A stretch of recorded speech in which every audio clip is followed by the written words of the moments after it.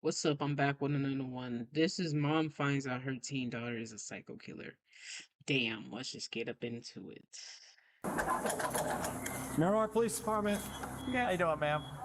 I'm waiting for my sister to go over there. What happened? What happened? I just here to speak to you over here for a second. Oh, Lord.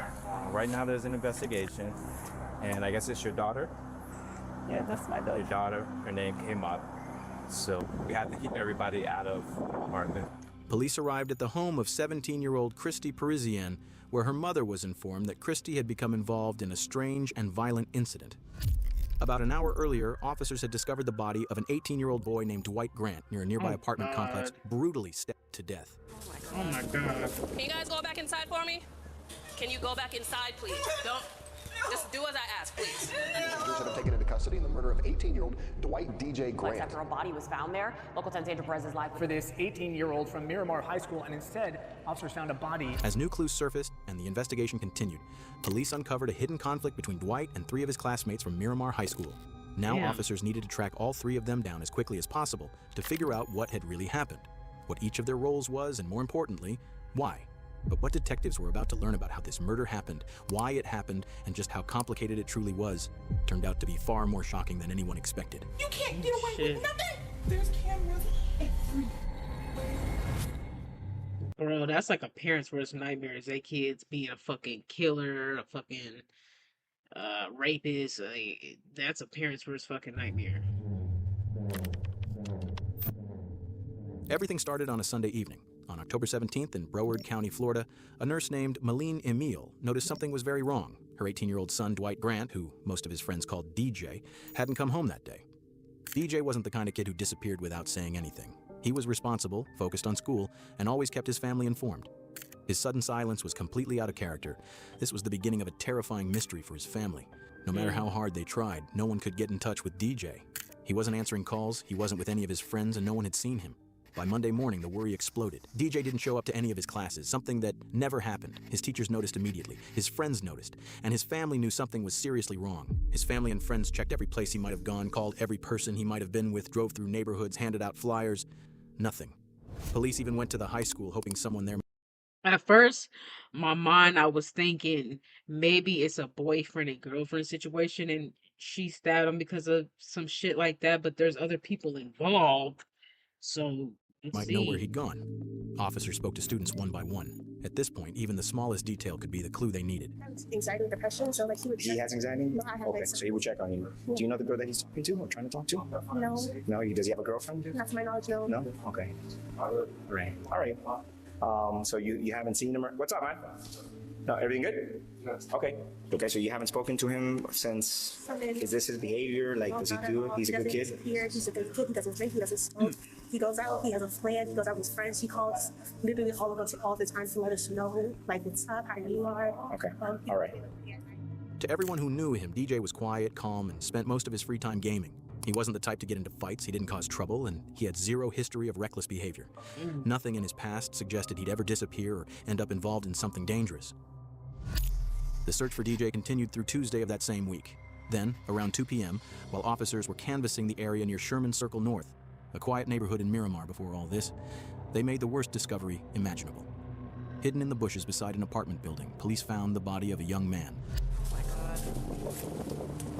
That's terrible. Let me step back. And just left him there. The body was found just outside the apartment building where DJ lived. All that time, he had been there, right near his own home. Officers were led to the body by scattered bloodstains on the sidewalk. From an initial examination, the body had 2 fatal stab wounds, one to the neck Damn. and one to the chest. A knife was also found nearby, hidden in the bushes next to the body. Can you go back inside, please? Don't. Just do as I ask, please. In a few minutes, an officer That's will like come the talk. Go mother? back inside. Damn. Listen, I can't answer. I mean, someone kill her fucking kid. I get it, but someone kill her fucking kid, bro. You can't. It's gonna be hard to console a grieving mother.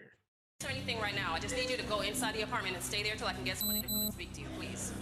That's so sad, man. Listen, What did I just ask? Just give us a Why y'all blinking her out if we saw a picture of her? But few minutes and somebody will come and talk to you. Just give me a few minutes. Go ahead and go inside. After speaking with DJ's family and asking them to remain patient, officers immediately blocked off the area surrounding the body and began processing the scene for evidence. 4 officers were on scene working to secure the area, search for evidence, and confirm the identity of the victim as quickly as possible. Aquí abajo. Sí. Ahí abajo del stairwell que está ahí había mucha sangre, inclusive probablemente están tratando de limpiarlo. Hay una cámara aquí, hay 2 cámaras aquí, y hay una cámara en esa esquina donde lo tiraron. Sunday. On Sunday, he went missing Sunday. Miramar is a quiet, close-knit community where news spreads fast. So when word got out about the brutal discovery of an 18-year-old's body, tips started pouring in almost immediately. Several people came to police headquarters, hoping the information they had might help. Among them was a woman who walked into the lobby holding her teenage niece's phone. She wanted to tell police about a private group chat that had caught her attention. At the time, officers had no idea that this small piece of information would end up being the key to solving the entire case. Can you just give me a brief rundown? I'm so sorry. You know, I'm seeing on the news that they found a body over by Sherman Circle, and they keep showing a picture of the kid that goes to Miramar High, saying they can't guarantee that it's him, basically, blah, blah, blah. Okay. But on my niece's phone, all the texts are coming through that they're her friends. There's people from school there, and they know it's him. I just came here because my niece was telling me that she had got these texts from this girl yesterday from the modeling, and she said it was the most. This is my thing about young killers. They're dumb as fuck. You bragging about who you're killing, you know you going to jail, right? Why would you, when you kill someone, you should keep that on the hush hush, but y'all is dumb as hell. You're bragging about it. You're panicking, so you're texting everybody about it. And mind you, it was multiple, they showed multiple 2, 3 kids. So y'all are texting each other, and then how other people get involved. It should have been between y'all 3. Not saying that y'all should be getting away with murder and shit. That's why y'all deserve to get caught. You dumb as hell. I want to know why they did it to this child. Why did they fucking do this? This is ridiculous. Traumatizing day of her life when she seen him yesterday, which would have been Sunday. Yeah. So in my mind, 1 and 1, I'm not saying she did anything, but I'm not saying I can't come here and not show you either, because she keeps saying, tells everybody in how many people she's killed, and she's gonna get what she. I mean, and it could be just to be, you know, cool or to be tough. But you never know. It's like, you And know, the same thing, I don't want the text messages here. I don't want them to just show my nieces. I don't I want don't her. want. Like I don't her want her to associate right. with, okay. By the next day, Wednesday, the victim's identity was finally confirmed. The body belonged to DJ Grant, the Miramar High School student who had been reported missing. And Nicole, there are still so many more questions than answers at this hour. Officers came out here because they were helping the search for this 18-year-old from Miramar High School, and instead, officers found a body in the bushes.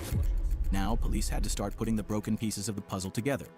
The evidence from the crime scene, and more importantly, the group chat that the woman had brought to them. Inside the chat, police found disturbing messages linked to 3 teens, 3 names that, within hours, would become central to the investigation. 17-year-old Andre Dexter Clements, 16-year-old Jaslyn Smith, and 17-year-old Christy Parisian. Without wasting any time, officers began tracking them down. Christy was the first person police went to.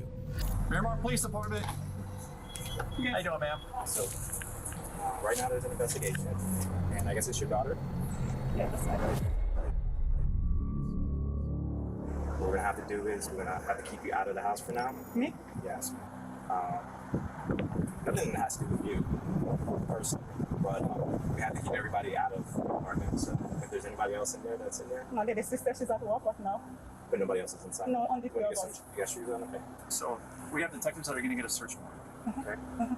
So right now, we're just going to make sure nobody's inside, and then we're going to close the door, and then we're going to wait for the warrant to get here. And then, When I come back. I do. When I come back, no. As soon as you're done with the search warrant, then Today, go back no. in. Can I take my phone to call my sister? Is okay? Take my phone? My phone is right there. Can I call her? Because I'm waiting on her to Well, go. right now at this point, we already gave you, notice that nobody can go back inside. Dang, y'all know y'all can give her a fucking phone. Is my phone right there? we really got to follow protocol. At this point, officers didn't have a warrant, so they wouldn't allow Christy's mother to go inside the house. She waited outside with them until another law enforcement member arrived with a warrant. Y'all could have went inside, grabbed her phone, and then gave it to her. It's not okay. Whatever. While they were waiting, she told them that earlier that day, Christy had left her a voice message about the murder. Because of that, they changed. Wait. She told them that earlier that day, Christy had left her. I'm going to the police station to an officer station about what happened. What had happened to DJ. They look they took my phone, so I won't be able to message you back. Don't worry, I'll be home late. Just make sure you go out there safe. She said about her mom. A voice message about the murder. Because of that, they changed course and retrieved the phone so the message could be played.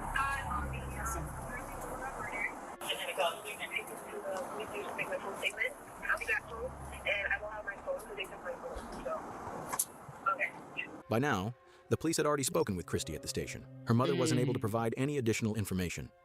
The officers informed her that no one from the family was allowed to leave. So are you going to be around here? Are you sticking around here? Or are you leaving? Leaving where? You're not going anywhere, right? No, I was going to the police station. No, I mean right now. I'm waiting for my sister to go to the police station because my sister drive. The next person on the list was Jaslyn Smith. The officers tracked her down and managed to find her around 11 p.m. that same night. Outside her family's apartment, they spoke with her while her mother was present. Did you hurt this person? I'm okay. I'm not trying to laugh because it's funny. I'm kind of laughing because it's just is very that motherly shit is not gonna work. I'm sorry, Jasmine. Did you hurt so and so? No, she killed. She killed so and so. Not her. Not her. That nigga ain't hurt. He dead. He's dead. Listen, you need to be going in on her because she ruined her life. Threw your whole life away over what? What? What did you ruin your whole life for? I was just told to push him and make sure he stayed in the home. I don't know exactly what happened. You're telling me that you were told to do something? I don't know what you did. I don't know what you didn't do. She said that she was told to keep him in a corner. Andre. Okay.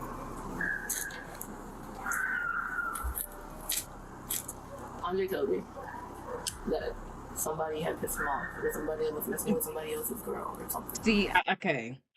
I thought it was gonna be a relationship shit between the first girl they showed and maybe the guy they killed, but it's over some dude. I guess dude who's deceased now, RP to him, probably is dealing with the Andre's girl, pretty much. I know it sounds slow as fuck when I said that, but that's what I'm getting at. That dead dude fucked or is in relationship with the killer, the guy killer, and that's why he has beef with. Okay, so I was wrong about the situation of the relationship, but there is a relationship going on. It's always that shit. Yeah, he was some type of chick. And that he was upset and that he needed some backup for a fight. He told me it was just a fight. What's the most bitch like shit I've ever heard? I've never heard of a guy being in his feelings. Okay, I heard of a guy being in his feelings because some dude fucked his bitch. Duh. Yeah, he want vengeance. I never heard of a guy who brings up two girls for a backup. Two women for a backup. What? I heard maybe he called up his homies. Like, hey, yo, let's go jump this nigga. Why would you call up your home girls? I've never heard of that shit. Jaslyn had been told to trap DJ in the stairwell. Andre needed backup for the fight, which was apparently over a girl, Andre's ex, who is now involved with DJ. You guys don't have to stay here. You do not have to talk to me. Are you gonna arrest my child? Yes! She needs to be arrested. She's killing people and she's involved. You need to be going in on her ass. I want to hear what she has to say, but I wanted to reiterate because I said it to you and she wasn't here. He told me to dress up in all black. Oh my god. Andre? I won't do that. Maybe just do this for me. But come on. We walked all the way there and we walked up the stairway. And Chrissy was there. Chrissy had seduced him from what I know. Oh my god.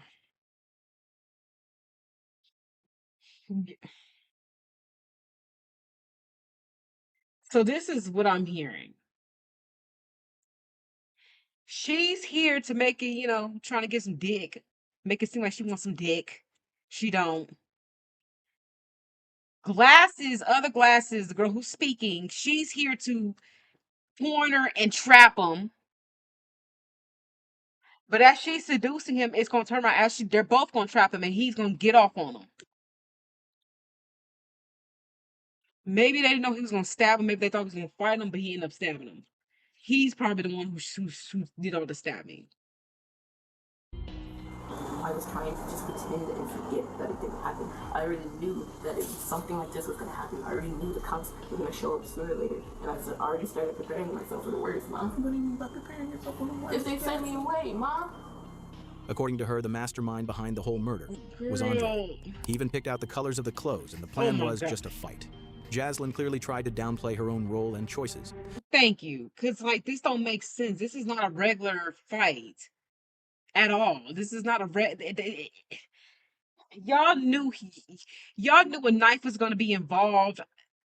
What the fuck is wrong with people, bro? Y'all need to watch y'all fucking kids. Kids just doing dumb ass shit. But over the next half hour, the officers, and even her mother, would unintentionally learn the truth from her words, shocking them to their core. Things her 16-year-old daughter had done were far beyond what her mother could have imagined. Detectives were still putting the pieces together with no clear reason to make an arrest. But Jaslyn knew what was coming. She knew there was no escape, and she had already prepared herself for the worst. Because by everything I've already said, I'm an accomplice, and I know this, but I'm sorry. Come here. I can't. Come here.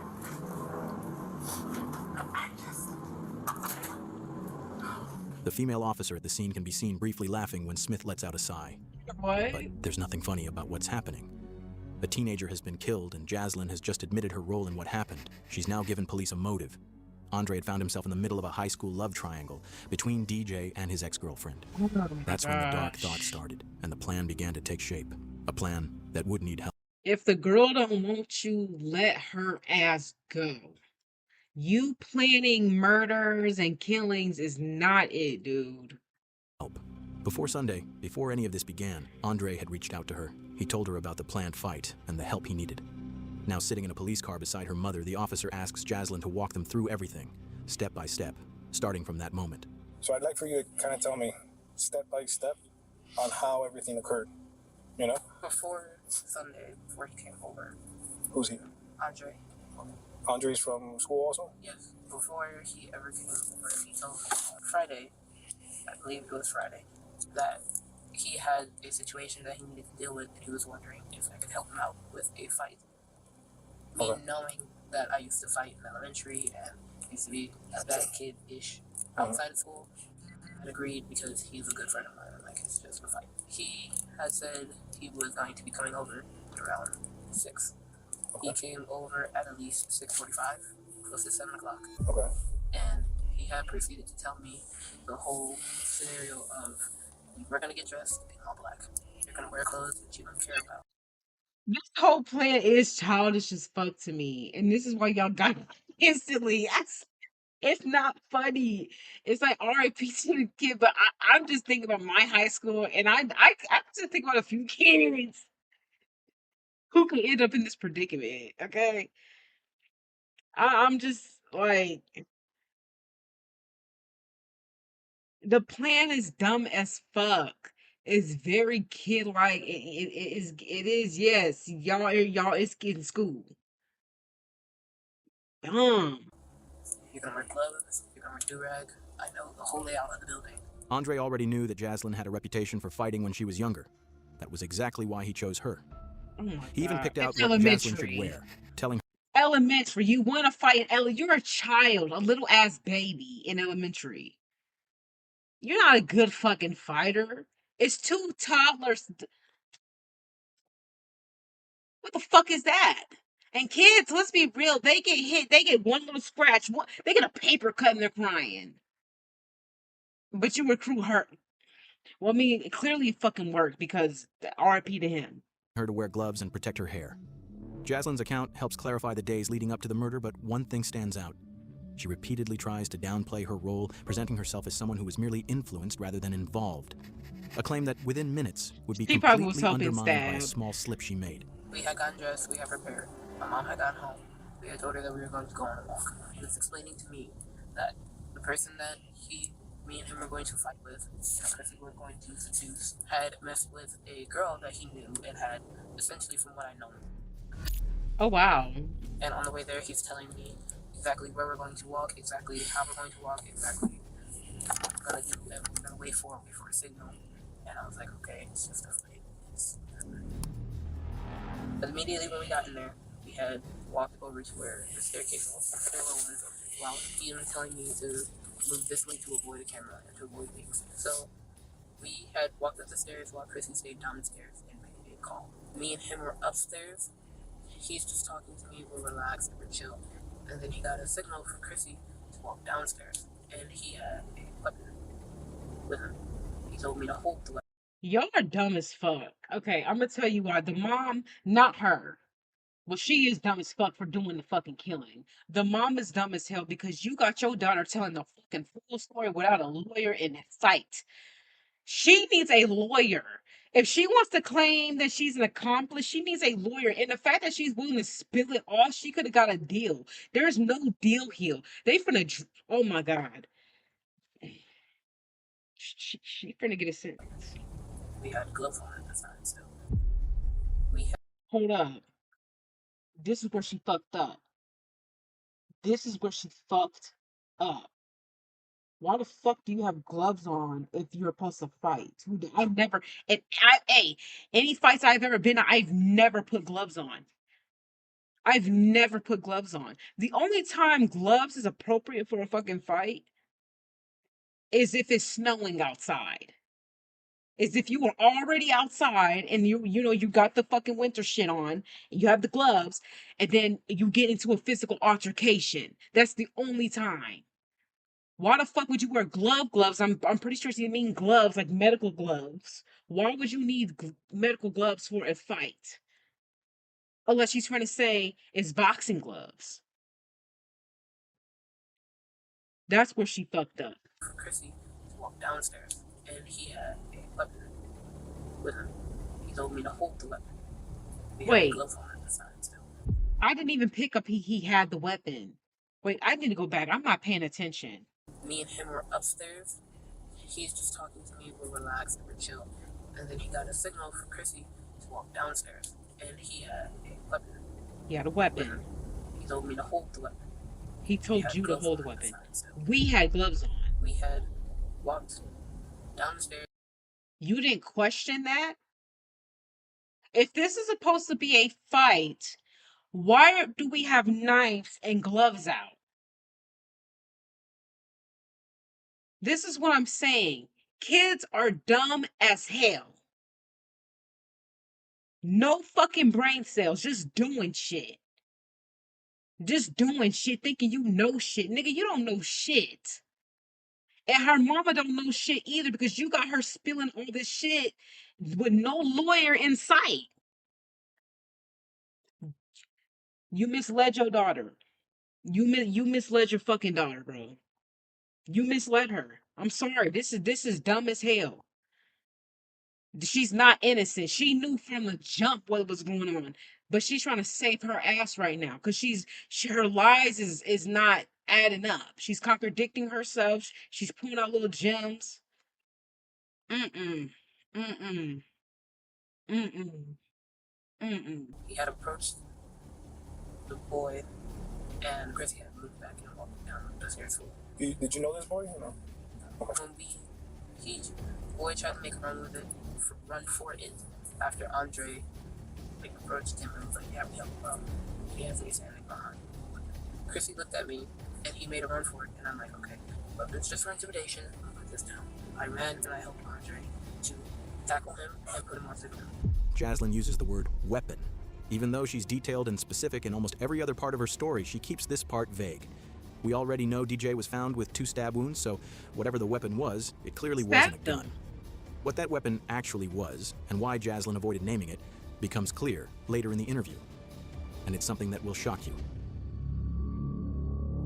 Andre asked for the weapon after explaining to him that he was going to kill the other boy. He had asked for a weapon, and I just handed it to him. I'm like, I don't know about this, but I'm like, okay, maybe you're joking, because me and Andre are playful. We like to mess around, and we do like play fight, and we're just very like a sibling type of relationship. But this time, nothing felt like a joke. The weapon he used, the level of planning involved, his behavior, and the sheer intensity of the violence he unleashed all point to the same conclusion. This was a planned killing, not a spontaneous act. He proceeded to take out a small weapon and attempt to stab. And he was failing, and I was just like, okay, I can see it because I'm holding his legs. So I'm in a position where I'm holding both of his legs and I'm wrapped around his under torso, and I just feel poking right here. Jaslyn claimed she didn't know Andre's full plan, but she did admit that she helped, holding DJ down even after the stabbing began. As disturbing as that is, Jaslyn never stopped or showed regret during the attack, not when DJ was begging for help. Sick. Not even as he was slipping in and out of consciousness after being... Like, this is sick. Even, like, anything you're saying isn't valid for me because, okay, maybe it wasn't planned, but why is there weapons involved? I'm like, nigga, if you finna try to kill people, I'm not doing this. No. The answer is no. I'm not going to jail for you. You're doing too much. And I would have left. I would have dipped. Why would you be involved in this shit? You have the weapon in your hand, you have gloves in your hand, you're giving it to him, and then you're holding him down. You could have left. You can't say it was planned, you didn't know or nothing because you're helping. And then he had another smaller weapon, and he took that out. And he so how many weapons do we have? Also, the boy was just like, "You're gonna kill me. Just choke me out or like end it," because he kept going in and out. DJ knew he was dying. Under the pressure and pain he was in, he begged Andre to choke him and end it quickly. Andre ignored him and stabbed him again. After that, DJ went unresponsive, he stopped struggling and tragically died at the scene. In Jaslyn's version of events, she says she was told to do what she was assigned without asking questions. As the confrontation escalated, she says she didn't fight back because she was terrified of what might happen. Throughout her account, she places nearly all the blame on Andre. That explanation mostly holds up until Jaslyn slips up. In the middle of her story, she mentions a detail that seriously undermines her claim that she didn't know this was a murder plan, and instead places her right at the center of it. Prior to this, he had told me that this was the first person he had ever killed. Prior to this, he had told you? When we were at the house, we were just talking about the whole plan. That's dumb as hell. What was going to happen, but he never told me that he was going to kill somebody until at this time. Like, this is the first person. I leave it here. I'll ask Chrissy. Leave. That single detail changes everything. It shows that Jaslyn knew about the murder plan long before it happened. Now her story starts to crack. It directly contradicts her earlier claim that she had no idea this was meant to be a killing. At this point, it's clear she was far more involved. Her mother failed her. Her mother failed her. You let her go on and on and on and on with no lawyer in sight. Involved in both the planning and the decision than she had admitted. That's when the officer shifts the focus and asks about the weapon used in the attack. I'm assuming it's a knife then that he had? There's a knife and there's a longer what? Sword. A sword. Okay. A knife is something that can be easily concealed, but a sword isn't. Hiding something like that would be almost impossible. It's hard to believe that Jaslyn and Christy could have been around Andre all that time without noticing the sword. Now detectives finally have enough pieces to start shaping a version of events that's much closer to the truth. But before moving forward, they still needed to make sure the physical evidence matched the story. So you saw the big sword when he first showed up here in the first place? I didn't see it exactly. I always saw that there was a bag with it. I was like, okay. Because somebody else had taken everything out of the house behind us, and I didn't know where that was. And I believe it was either in like a jacket with him or with Chrissy in an extra jacket or in the bag with them. Jaslyn could tell detectives were zeroing in on one key detail. She knew about the sword before they ever left the house, and that meant she knew the plan from the start. She tried to distance herself from it. I think all three of them knew. All three of them knew what was going to go on, and they did it. Hey, sometimes loyalty with the homies runs real deep. If you really got huge love and loyalty to a friend, sometimes they can get you in some bullshit. Because that's your homie. You know what I mean? So, but she knew, and she fucked herself up, and she needed to be in jail. Saying that when they left, Andre grabbed a small knife and a larger sword, but she claimed she didn't actually see the sword at first and assumed it was already in the bag. Detectives weren't convinced. By now, there were too many gaps in her story. The teens believed they had pulled off the perfect crime. They killed someone You in broad didn't. daylight in a tucked-away stairwell inside a busy apartment complex, avoided security cameras, and left no direct eyewitnesses. If the group chat messages hadn't surfaced later, they might have gotten away with it. But everything started to fall apart after the attack. They dragged DJ's body into the bushes, packed the weapons and supplies into a bag, and returned to Jaslin's complex. There, they made a serious mistake. In an open, grassy area, clearly visible from nearby apartments, they started a fire and burned the bloody clothes using gasoline. As they sat there, shaken, but still hoping they were in the clear, a security guard spotted them. In that moment, the cover-up ended, and he wasn't the only one watching. Another resident had seen them too and later told police exactly what she saw.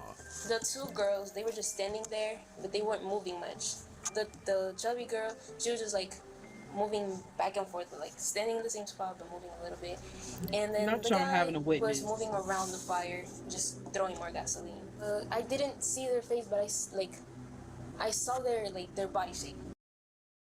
Idiots. There's cameras. There's witnesses. It's ridiculous. If he really raped some girl, you should have called the police. You should have tried to convince her to do a fucking police report. That shit's ridiculous. And seeing them on the photos, you could picture them, especially the chubby girl. You could feel the traumatization from them, and you could feel like they were scared, but you could also feel like they had that energy of the way of thinking like he deserved it. Like you could notice that. Security camera footage from the apartment complex backed up much of Jaslin's story. The cameras showed the three teens dressed entirely in black as they approached the stairwell where DJ was attacked. One camera even captured DJ Grant's final moments. Another showed the teens dragging his body toward the bushes exactly as described. But as detectives reviewed everything more closely, cracks began to appear. Parts of Jaslin's version didn't fully line up. Police seized the teens' phones and went through their messages. These young ass kids It didn't take long to find something that directly contradicted Jaslin's claim that this was only meant to be a fight. One message revealed the true mindset behind the plan. White DJ Grant was killed back in October, and for months now, the three teens that are accused in his case have been kept in jail. All the evidence was clear. Within days, police moved in on all three suspects. Jaslyn Smith, Christy Parisian, and Andre Clements were all arrested. Each of them was charged as an adult. All three were charged with tampering with evidence and conspiracy to commit murder. Christy and Jaslyn were each charged with second-degree murder. Both eventually pleaded guilty and were sentenced to 25 years in prison, followed by an additional 10 years of probation. Andre Clements, who was 17 at the time, was considered the mastermind behind the crime and the one who delivered the fatal sword strike that killed DJ. He faced the most serious charge, first-degree premeditated murder. On February 18th, 2025, Andre Clements, now 20 years old, also pleaded guilty. He was sentenced to 40 years in prison, followed by lifetime probation. On his person would be there for you in a second and a heartbeat. Because that's ridiculous. That's ridiculous. But that's it for this one, y'all. I'm out. Peace.